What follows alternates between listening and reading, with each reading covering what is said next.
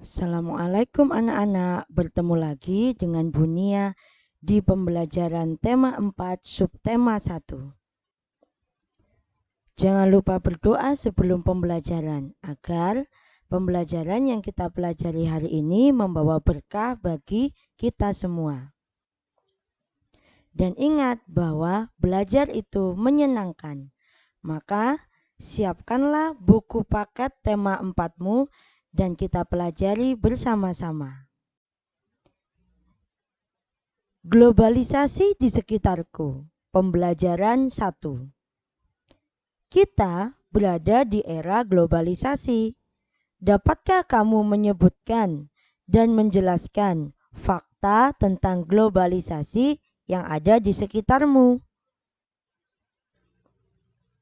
Apa itu globalisasi? Globalisasi berasal dari kata globe, artinya dunia. Dan globalisasi berarti mendunia. Ini berarti dunia yang begitu luas dan jarak antar negara tidak menjadi halangan untuk bisa saling berhubungan. Kemajuan teknologi dari hari ke hari berperan penting dalam terciptanya proses globalisasi. Seperti pada gambar ini, meskipun kita berada pada jarak yang jauh, tapi kita terhubung oleh teknologi.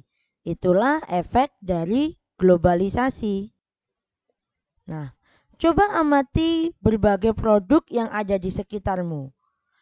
Ada kaos, tas, sepatu, dan tentu saja produk-produk tersebut adalah produk yang ada di sekitar kalian. Dan bisakah kamu menerka dari mana sajakah produk-produk tersebut dihasilkan? Anak-anak, setiap negara itu memiliki produk khas dari negaranya.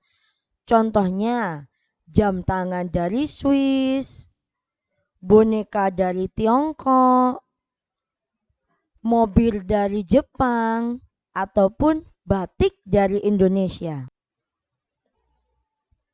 Nah, globalisasi memungkinkan beragam produk dari negara lain dapat kita temui. Kita bisa menemukan berbagai makanan dari negara lain seperti pizza, jam tangan, atau boneka dari negara lain. Produk Indonesia juga bisa ditemukan di luar negeri, misalkan batik. Perkembangan komunikasi dan transportasi menjadikan barang-barang tersebut mudah ditemukan di negara lain. Pada era globalisasi ini, Indonesia juga melakukan kerjasama dengan negara lain termasuk dengan negara-negara ASEAN. Bagaimana peran Indonesia dalam kerjasama di bidang sosial budaya dengan negara-negara ASEAN? Anak-anak, kalian dapat mengetahui kerjasama kita di bidang globalisasi dengan negara ASEAN, salah satunya pada bacaan Menlu Hillary Clinton mempromosikan angklung ke dunia. Di dalam bacaan ini, Indonesia menggelar pertemuan ke-44 Menteri Luar Negeri ASEAN, tepatnya pada tanggal 22 Juli 2011 di Hotel Nusantara Indah, Bali. Diselenggarakan acara tersebut dihadiri oleh 50 menteri luar negeri. Dan tampak di sana ada juga menteri dari Amerika, yaitu Hillary Clinton, dan menteri luar negeri dari negara-negara ASEAN, Cina, Rusia, Uni Eropa, peninjau, dan tamu dari berbagai negara. Dan tentunya peran Indonesia di sini adalah sebagai tuan rumah dalam acara tersebut. Di dalamnya terdapat acara memainkan angklung, dipimpin oleh Daeng Ujo. Dan angklung tersebut dihadiahkan sebagai souvenir bagi setiap menteri luar negeri. Itu adalah malam yang berkesan dan sangat membantu terciptanya iklim yang kondusif dalam pertemuan tersebut. Anak-anak, kesimpulan bacaan tersebut adalah yang pertama, kerjasama Indonesia dengan negara-negara Asia Tenggara di masa globalisasi ini adalah kerjasama ekonomi Menteri-Menteri Luar Negeri ASEAN di Hotel Nusa Indah, Bali. Yang kedua, peran Indonesia dalam kerjasama tersebut adalah menjadi tuan rumah. Sedangkan yang ketiga, peran angklung dalam acara tersebut sebagai bagian perkenalan budaya Indonesia di tingkat dunia. Kerjasama Indonesia dengan negara-negara ASEAN sendiri adalah, coba perhatikan peta berikut ini. Ini adalah peta ASEAN. Salah satu kerjasama kita pada bidang sosial dan budaya. Yang pertama, mempererat hubungan politik melalui pertukaran duta dan konsul. Yang kedua, menciptakan stabilitas politik. Yang ketiga, mengadakan perjanjian ekstradisi. Yang keempat, pertukaran budaya dan seni, juga festival film ASEAN. Yang kelima, penandatanganan kesepakatan bersama di bidang pariwisata ASEAN. Yang keenam, penyelenggaraan pesta olahraga 2 tahun sekali, yaitu SEA Games. Nah, itulah kerjasama Indonesia dengan negara-negara ASEAN dalam bidang sosial budaya. Jangan lupa dicatat. Selanjutnya, peran Indonesia dalam hubungan kerjasama dengan negara di Asia Tenggara yaitu 1. Mengirimkan duta dan konsul Indonesia ke negara anggota ASEAN. Yang kedua, Indonesia mau menerima dan memfasilitasi duta dan konsul dari negara-negara anggota ASEAN yang lain. Yang ketiga, Indonesia mau mengikuti dalam mengendalikan dan menyelesaikan konflik yang terjadi di negara anggota dengan penyelesaian konflik, stabilitas politik suatu negara dapat terwujud. Yang keempat, Indonesia juga mau menegakkan perjanjian ekstradisi. Nah, anak-anak, setelah kalian mencatat tersebut, tugas pertama kalian adalah pada halaman 5.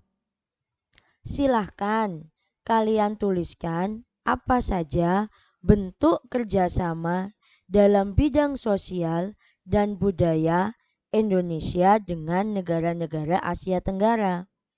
Dan juga apa peran Indonesia dalam hubungan kerjasama dengan negara di Asia Tenggara. Tentunya dalam kerjasama itu kita sangat terbantu di era globalisasi ini. Nah, tahukah kamu listrik mempunyai peran yang sangat penting di era globalisasi? Bagaimana produk listrik di era globalisasi ini? Marilah kita diskusikan bersama. Kita sering mendengar bahwa pada abad ke-20 merupakan abad globalisasi.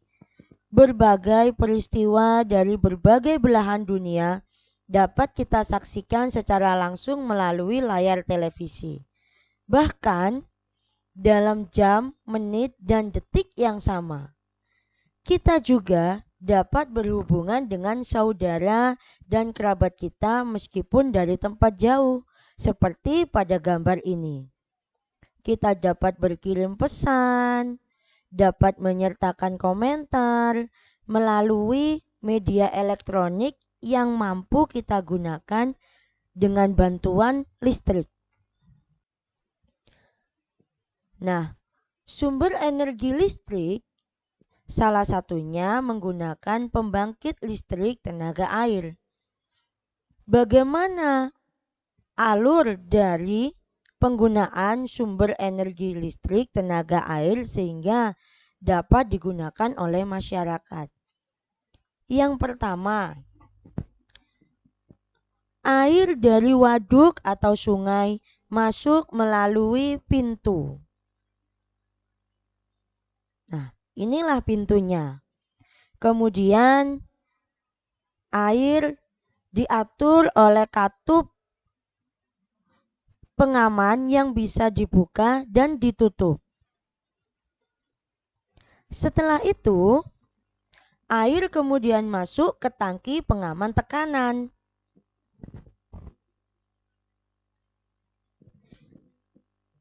Air di dalam pipa kemudian bergerak dengan pusat, mengalir dan mengarahkan air ke turbin.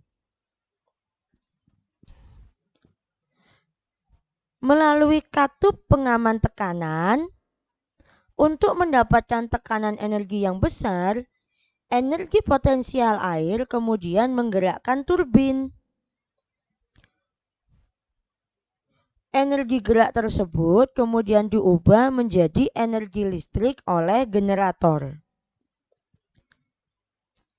Nah, energi listrik dari generator kemudian diatur kapasitas tegangannya dan dialirkan oleh transformer. Energi listrik kemudian dibagikan ke konsumen oleh saluran transmisi. Itulah perjalanan dari pembangkit listrik tenaga air sehingga dapat digunakan oleh masyarakat pada umumnya. Nah, anak-anak, komponen utama pada semua pembangkit energi listrik adalah turbin dan juga generator. Turbin tersebut harus bergerak untuk menghasilkan energi gerak yang kemudian diubah menjadi energi listrik oleh generator. Energi penggerak turbin selain dari aliran air juga bisa didapat dari angin yang disebut pembangkit listrik tenaga angin. Dan ada juga pembangkit listrik tenaga uap ataupun sumber energi lainnya. Nah, anak-anak, tugas kamu yang kedua adalah coba baca kembali bacaan menghasilkan energi listrik pada halaman 6 sampai dengan halaman 7 dalam buku paketmu. Kemudian, tuliskanlah informasi-informasi penting dalam setiap paragraf menggunakan diagram berikut ini. Dan jangan lupa, gambarlah diagram dengan baik di buku tugasmu. Jadi anak-anak, komponen utama pada semua pembangkit energi listrik adalah turbin dan generator atau dinamo. Turbin tersebut harus bergerak untuk menghasilkan energi gerak yang kemudian diubah menjadi energi listrik oleh generator atau dinamo sehingga dapat dinikmati oleh masyarakat pada umumnya. Pembangkit listrik mikrohidro. Pembangkit listrik mikrohidro ini adalah pembangkit listrik yang menggunakan sumber dari aliran sungai atau air terjun. Kemudian aliran tersebut menggerakkan kincir angin Kincir air ini kemudian menggerakkan dinamo atau turbin. Nah, dari dinamo atau turbin tersebutlah aliran listrik dapat ke rumah-rumah penduduk. Nah, anak-anak, coba cermati kembali proses menghasilkan energi listrik pada teks halaman 6-7 tentang pembangkit listrik tenaga air. Kemudian, tuliskanlah bagaimana proses dihasilkannya energi listrik oleh pembangkit listrik mikrohidro yang baru saja Bu Guru jelaskan. Kamu dapat menambahkan gambar pembangkit listrik tersebut ke dalam bukumu pada tulisanmu sehingga dapat jelas dari penjelasanmu. Demikianlah yang dapat Bu Guru sampaikan pada pembelajaran hari ini. Dan ingat, selalu belajar dengan sungguh-sungguh meskipun kita dalam keadaan yang terbatas. Jangan lupa selesaikan tugasmu tepat waktu dan sampai jumpa pada pembelajaran selanjutnya. Wassalamualaikum warahmatullahi wabarakatuh.